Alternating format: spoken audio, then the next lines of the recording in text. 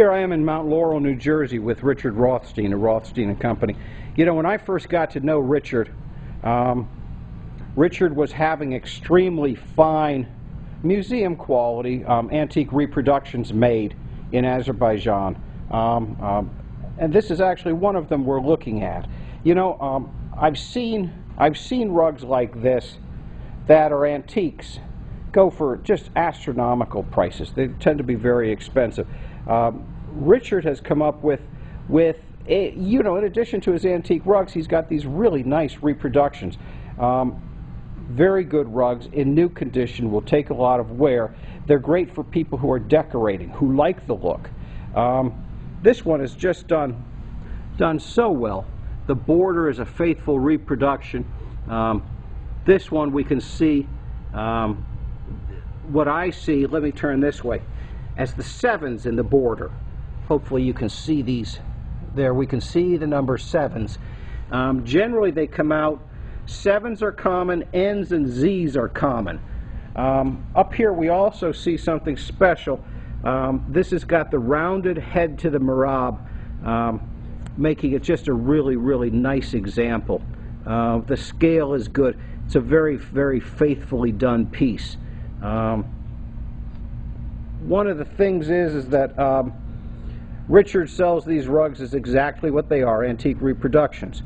Unfortunately, some people take them, or take similar rugs, drive cars over them, beat them up, hit them with a belt sander, and then sell them as antique. You have to be very careful of that today. It's better to get a rug and wear it out yourself than to buy one that someone else has worn out. Unless, of course, you're buying an antique, and that's different. Richard, one of the things is, when we look at these rugs, you know, we know that there's a lot of fakes floating around in the marketplace. They're taking a rug like this, they're antiquing it. Any guidelines on how to spot the differences? What do you look for? There's a lot to look for. There's many terms I use. People will burn rugs. Burning can mean both with a torch and also burning with acids and bases. It can be left out in the sun, the bottom of the swimming pool. They always look at the back first. It's very, very difficult to antique the back and wear it out. An old rug will have wear on the bottom.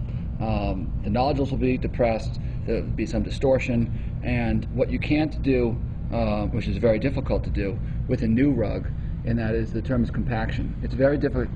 This rug is a little bright, and it's only bright because it's never been walked on. Once the rug is walked on, it undergoes compaction, and that's the twisting of the fibers.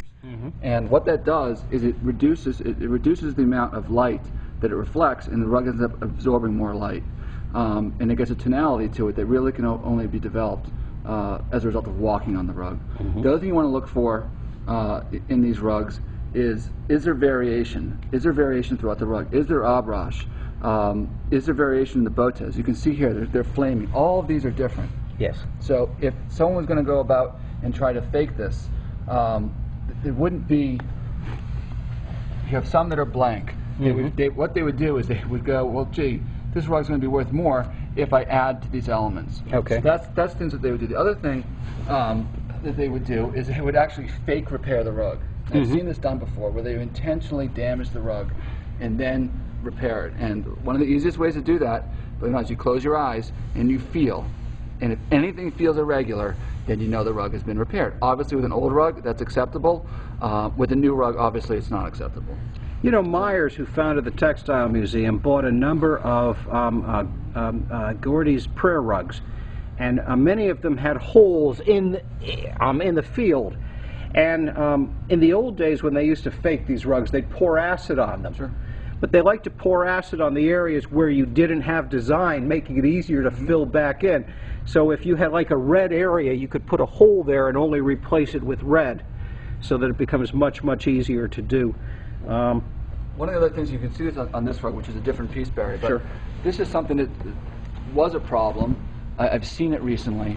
This is a Turkish Anatolian piece. Right. And that is that they'll fake the abrash. And what they'll do is they'll bleach or spray or do something to fake the abrash. And it's very, very easy to fake, and it's very, very easy to discover if it's been faked. All you have to do is turn the rug over and look, and you'll see, should there be the variations. And they should be variations, because if it's done right, it's done with small dye lots. It's all natural dyes. The dyes are going to differ on a day-to-day basis. It's hand-spun wool, so it's going to absorb the dyes in a different rate based on the amount of lanolin, and you want that. You want the striation. So not only do you want the speckling that you see here, Right. which gives the rug its energy, but you should have the striations in the rug. Absolutely. So.